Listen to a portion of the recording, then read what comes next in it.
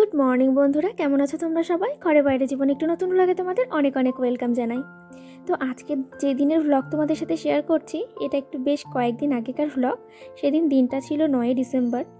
তো সকাল সকাল ঘুম থেকে উঠে নিজের কাজে লেগে পড়েছি। তো ঘরের জিনিসপত্রগুলো না অনেক দিন ধরে এই ঠান্ডার জন্য ঘুম থেকে দেরি করে উঠছি, সেই কারণে সমস্ত জিনিসপত্র ডাস্টিং করতে গিয়ে কাজের একটু দেরি হয়ে যায়। সেই কারণে প্রত্যেক দিন আর ডাস্টিং করতে এখন আর পারি না, একদিন বা দুদিন বাদে বাদে করে নিচ্ছি। সেই কারণে না ধুলোটাও বেশি পড়ছে। আগে যেমন আমার কোনো ফার্নিচারে না ধুলো পড়তো না, এখন দেখছি দুদিন পরেই দেখছি যে একটু ধুলোর মতন আস্তরণ পড়ে যাচ্ছে। আঙুল দিয়ে হাত দিয়ে সরালে পারে বোঝা যাচ্ছে যে হ্যাঁ ওর মধ্যে ধুলো আছে। তো সেই কারণে ডাস্টিং করে নিলাম, এখন করে নিয়ে এখন এই যে ঘরটা ঝাড় দিচ্ছি। আর দেখো কত বড় এবার ঝাড়ু কিনে নিয়ে এসেছি। এটা নিয়ে এসেছিলাম সেই ধানতেরাসের সময়, ব্যবহার করাই হচ্ছিল না। আর যেহেতু নতুন ফুল ঝাড়ু থেকে দেখবে কেমন গুঁড়ো গুঁড়ো মতো পড়ে, সেগুলোকে একদম ভালো করে পরিষ্কার করেছি, তারপরে ঝাড়ুটাকে ব্যবহার করছি।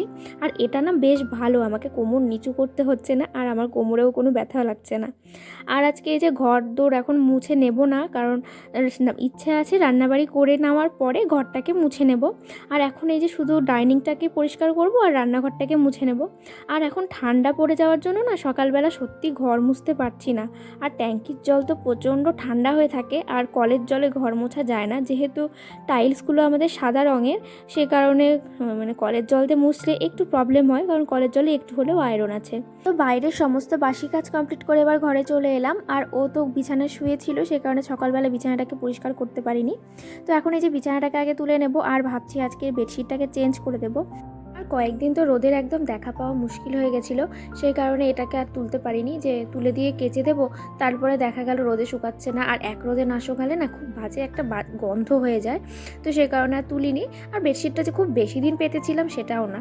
তো চলো, ঘরের কাজ নিয়ে পড়ে থাকলে হবে না। ও আজকে খুব তাড়াতাড়ি করে স্কুলে যাবে, মানে ওর যার সাথে স্কুলে যায় যে দাদাটা, সে দাদাটা আজকে স্কুলে যাবে না, তো ওকে একাই যেতে হবে। তো এই ঠান্ডার মধ্যে বললাম এতটা রাস্তায় একা বাইক চালিয়ে যাওয়ার দরকার নেই, তুমি বাসে করে যেও।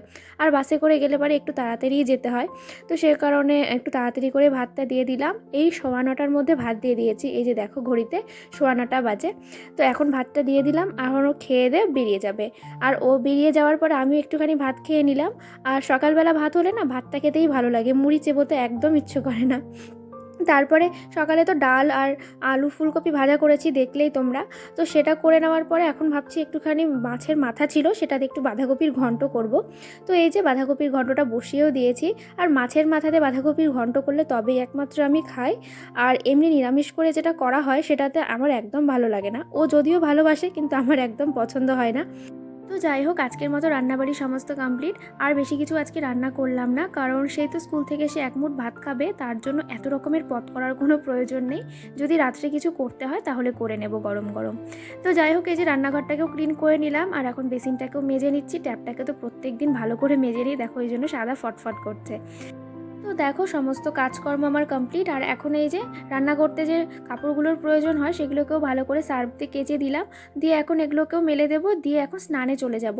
আর সকালবেলা দেখলে যে বেডশিটটাকে তুলে দিলাম, আজকে না সেটা কেচেও ফেলেছি। যদিও রোদ সেরকম নেই, তা সত্ত্বেও কেচে দিলাম, কারণ কালকে যখন আবার জামা কাপড় জমা হবে, তো আজকেরগুলো মিলিয়ে কালকেরগুলো মিলিয়ে না অনেক জামা কাপড় হয়ে যাবে, তখন আমার অবস্থা আরও খারাপ হয়ে যাবে। সেই কারণে জামা কাপড়গুলোকে কেচেই দিলাম। যদিও রোদের একদম দেখা নেই, তবে একদম মানে বিকেলের দিকে একটু একটু রোদ উঠেছিল, কিন্তু ওইটুকুন রোদে কোনো কিছুই শুকায়নি। তো আমাকে পরে আবার সেই সিঁড়ির দড়িতে মেলে দিতে হয়েছিল। তো কিছু করার নেই, এখন এইরকম ওয়েদারই চলবে কিছুদিন। তো চলো এখন নিচে চলে যাব, আর নিচে গিয়ে ভাতটা বসিয়ে দেবো। বন্ধুরা, এই যে জামা কাপড় মেলে দিলাম, আর ওইদিকে বিয়ে বাড়ির বাজনা বাজছে। এই দিকটাতে বিয়েটা হচ্ছে। যাই হোক, মানে আমাদের পরের গলিতে। আর একটা জিনিস দেখানোর জন্য তোমাদের সামনে এলাম। এই যে তোমাদেরকে হয়তো গাছটা দেখিয়েছিলাম, যে এটা রাজকুলের গাছ বলে ও এনে লাগিয়েছিল। তো এই যে দেখো কুল ধরেছে, কিন্তু এটা রাজকুল না, আমি দেখে বুঝতে পারছি। এগুলোকে বলা হয় আপেল কুল, আমাদের এখানে দেখলো আপেল কুল বলে। মানে নারকেলি কুল ভেবে নিয়ে আসা হয়েছিল, কিন্তু এটা হয়েছে আপেল কুল। যাই হোক, সবচেয়ে বড় হয়েছে এইটাই, যে এই যে। তো যেমনই হোক না কেন, বাড়ির গাছে যে কুল ধরেছে, আর এইটুকুন গাছে যে কুল ধরেছে, আর একদম যে কম ধরেছে তা না, কিন্তু দেখো প্রত্যেকটা ডালে আছে এই যে। তো যাই হোক, খুব খুশি হলাম দেখে। তবে কমলা লেবুটা একদম নিরাশ করলো আমাদেরকে, এবছরও কিছুই ফুলও এলো না, কিছুই না, কিছু করার নেই। তো যাই হোক, এইটা দেখে ভীষণ খুশি হয়েছি। তো তাই ঠাকুরকে বলছি যেন ভালোভাবে থাকে। আর বাড়িতে তো আমাদের যেহেতু সরস্বতী পুজো হয়, তো সরস্বতী পুজোতে ভোগে দেওয়া যাবে। বাড়ির ফল মানে ভোগে দেওয়ার একটা আনন্দই আলাদা। আর এটা দেখানোর জন্যই তোমাদের সামনে এলাম। আর এখন নিচে নেমে যাব। আর হ্যাঁ, জামা কাপড় না এক রোদে শুকাচ্ছে না, মানে একদিনে তো শুকাচ্ছেই না। কালকে একদম হালকা রোদ উঠেছিল, কালকে জামা কাপড় শুকায়নি সমস্তটা। কালকে যেগুলো গেঁচে দিয়েছিলাম সেগুলো আবার কাচকে মেলে দিয়েছিলাম, এই যে শুকিয়েছে, এই যে তুলে রাখলাম। ওগুলোকে এখন নিয়ে যাব। আর আজকে তো রোদই নেই, রোদের নামও নিশান নেই। তা সত্ত্বেও আমি ভাবলাম না, ফেলে রেখে লাভ নেই, কাচতেই হবে। যখন কেচে দিই, আজকে যদি না শুকায় না শুকাক, মেলে রেখে দেবো আজকে আবার সিঁড়ির ঘরে। হ্যাঁ, আমি না স্নান ধান করে ভাতটা বসালাম আজকে, যেহেতু ভাত ঠান্ডা হয়ে যায় আর স্কুল থেকে এসেও খেতে পারে না, ঠান্ডা হয়ে যায় ভাতটা। আর তখন ওই জন্য সকালবেলা একবেলার জন্যই ভাত করেছিলাম, তখন ও খেয়েছে একটুখানি আর আমিও খেয়েছিলাম একটুখানি। তো যাই হোক, চলো, ভাতটা মনে হয় হয়ে গেল প্রায়, না হয়ে না গেলেও ফুটে উঠেছে। তো চলো নিচে যাই, নিচে গিয়ে তোমাদের সাথে আবার কথা হবে। সারাদিনে যতই কাজ করি না কেন, কাজ যেন শেষ হতে চায় না। কেবল নিচে নেমে ভাতটাকে উপর করলাম আর ঘরে এসে দেখি বেডশিটটাকে এখনও পাতা হয়নি। তো ভাবলাম চলো আগে বেডশিটটাকে পেতে নেই, কারণ খাওয়া দাওয়ার পরে এই কাজটা করতে আমার একদম ভালো লাগে না। A few moments later. Good evening বন্ধুরা। তো এখন এই যে সন্ধেবেলা দুজন মিলে রেডি হয়ে নিয়েছি, আর এখন একটু বাইরে যাব। কয়েকটা ইম্পর্টেন্ট জিনিস কেনার আছে, তো সেগুলোকে নেওয়ার জন্যই মেনলি যাওয়া। তো চলো, তোমরাও গিয়ে দেখতে পাবে কি করতে যাচ্ছি না যাচ্ছি, সব সাথে তোমাদের সাথে শেয়ার করবো। তো চলো, তোমরা দেখতে থাকো। তো বন্ধুরা, এই ঠান্ডার মধ্যেও দুজন মিলে বেরিয়ে পড়লাম। আর বাইকে করে গেলে আরও বেশি ঠান্ডা লাগে, কিন্তু কিছু করার নেই, আজকে বেরোতেই হতো। আর বেরিয়েই প্রথমেই চলে এলাম একটা কেকের দোকানে। তবে কেকটা এখন জাস্ট চয়েস করে প্যাক করে রেখে দেবো, এখন নেব না, কারণ বাইরে আরও কাজ আছে। তো সেই কারণে ভাবলাম চলো আগে পছন্দ করে প্যাক করে রেখে দিই দোকানেই, তারপরে বাকি কাজগুলো সেরে বাড়ি ফেরার সময় কেকটাকে নিয়ে বাড়ি যাব। আর কেকটা কেন নিলাম তাও তোমরা ভিডিওটা লাস্ট অবধি দেখো, তাহলেই বুঝতে পারবে। আর এই যে বাকি কাজকর্ম করার সময় দেখতে পেলাম এই পিঠেটা, আর শীতকালে কিন্তু রাস্তার ধারে এই পিঠেটা দেখতে পেলে আমাকে আর কেউ থামাতে পারে না, আমার এত ভালো লাগে খেতে। তো এটার নাম হচ্ছে ভাপা পিঠে, তোমরা হয়তো অনেকেই খেয়েছো, আর আমার তো ভীষণ ভালো লাগে খেতে।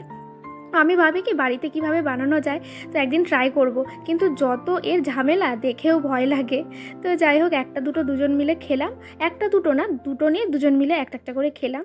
তো খেতে না খুব একটা ভালো ছিল না, জানো তো। আর এই শীতের প্রথমবার আজকে ভাপা পিঠে খেলাম, কিন্তু ফার্স্ট টাইমে এত বাজে একটা মানে রিভিউ দিতে হলো, কি বলবো। কারণ মানে পিঠেটাতে না লবণ অতিরিক্ত বেশি ছিল, আর মিষ্টির ভাগটা অতিরিক্ত কম ছিল। তো যাই হোক, বাজারের সমস্ত কাজকর্ম মোটামুটি কমপ্লিট, আর এখন এই যে বাড়ি চলে যাব। তবে বাড়ি ফেরার পথে একটুখানি ফল নিতে হবে ঠাকুরের জন্য, আর একটুখানি ইলেকট্রিকের দোকানে ঢুকতে হবে। তো চলো সমস্ত কাজ সেরে এবার বাড়ি যাই।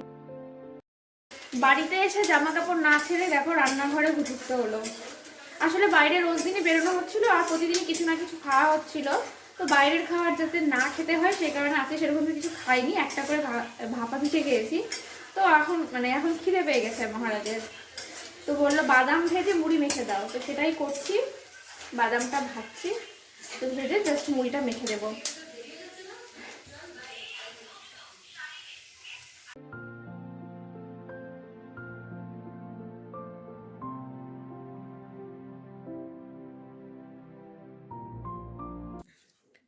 তো বন্ধুরা, এই যে দেখো, বুঝতেই পারছো দেখে হয়তো যে শুয়ে পড়েছিলাম। তো আমাকে ওই যে দেখো আর একজন উঠে পড়ছে।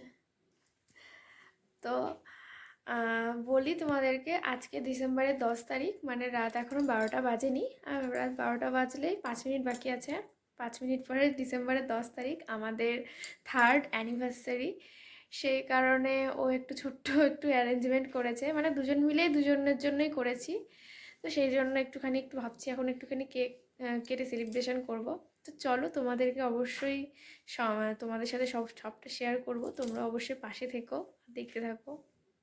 তো এই যে একটা ছোট্ট মতো কেক নিয়ে এসেছি।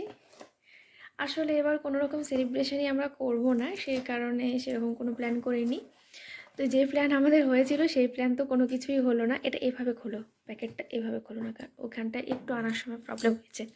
তো এই যে একটা হোয়াইট ফরেস্ট কেক নিয়ে এসেছি। নিতে গেছিলাম চকলেট কেক, কারণ চকলেটটা আমি বেশি ভালোবাসি, কিন্তু চকলেট পেলাম না, সেই কারণে বাধ্য হয়ে হোয়াইট ফরেস্টটাই নিতে হলো। এখনো টাইম হয়নি, আমরা এদিকে কেক নিয়ে বসে পড়ছি যে কাটবো। এখনো 2 মিনিট বাকি আছে। ভাবা যায় এক্সাইটমেন্টটা কতটা, 3 বছর হয়ে গেল। চলো অ্যাডভান্স আমরা কেটে ফেলি। Count down.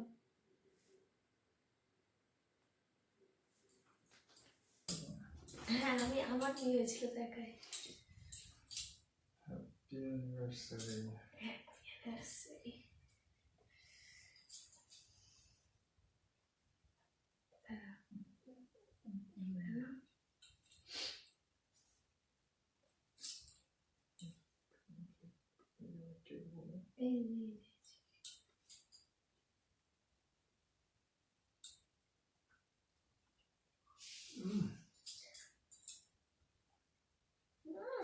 কেমন লাগলো?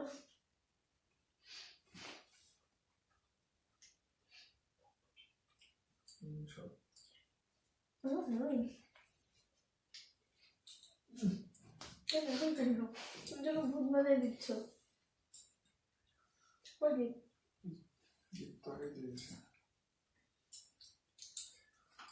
তো বন্ধুরা, এই যে কেক কাটিং কমপ্লিট, আর এই যে সোফাতে বসে কেকটা কাটলাম। আর এই যে চলে এসো, কেক খাবে, চলে এসো। আমার যদিও ভ্যানিলা কেক একদম ভালো লাগে না, কিন্তু আজকে বাধ্য হয়ে নিতে হলো, চকলেট কেক পেলাম না, তো সে কারণে এটাই নিতে হলো। আসলে যে দোকান থেকে কেক নিতে গেছিলাম সেখানে এগলেস কেক পাওয়া যায়, আর এগলেস ছাড়া আমি নেই না। আর মানে ওখানে তৈরি হতে হতেই বিক্রি হয়ে যায়। আমরা যখন গেছি সেই টাইমে মোটে 3টে কেক পড়েছিল, সারাদিনে হয়তো তৈরি করেছিল অনেক, কিন্তু শেষ হয়ে গেছে। তো যাই হোক, ওই কারণে বাধ্য হয়ে এটাই নিতে হলো। তো চলো, অনেক রাত হয়ে গেছে, এতক্ষণ জেগে থাকা তো মানে থাকার সামনে স্বাভাবিকভাবে থাকি না, আজকে থাকতে হলো, এই কারণে জেগেছিলাম। আর সকাল সকালে উঠতেও আছে আবার, যদিও কালকে রবিবার, সকাল সকাল যদি একটু দেরি করে উঠলেও অসুবিধা হবে না, স্কুল তো নেই। তো চলো বন্ধুরা, গুড নাইট, সবাই ভালো থেকো, সুস্থ থেকো, সাবধানে থেকো, আর আমার পাশে থেকো।